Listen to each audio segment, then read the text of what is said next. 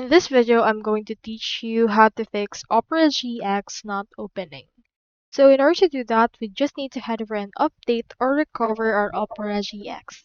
Click on their logo right here. And then from in there, you can see these options. So let's head over and choose in here the option for update and recovery. You can scroll down and you can see it right here.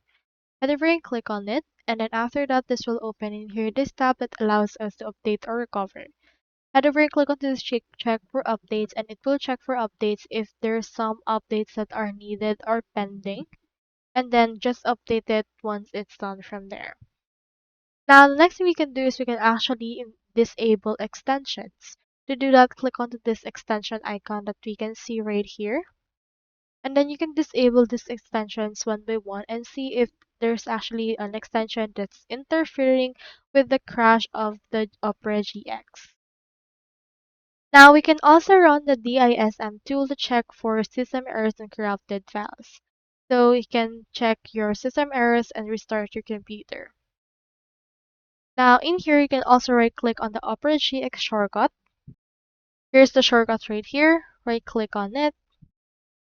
And then from in there you should be able to see in here some options for this part. So what we can do is we can head over and click onto the open file location that should be able to appear right here when you right click on it. So click on this open file location. It should be able to open this. And then from in there, just click on this icon in order to rename it and rename this edge.exe. And then just rename it back and try launching it again. So that's all there is today, and I hope this video helped you out.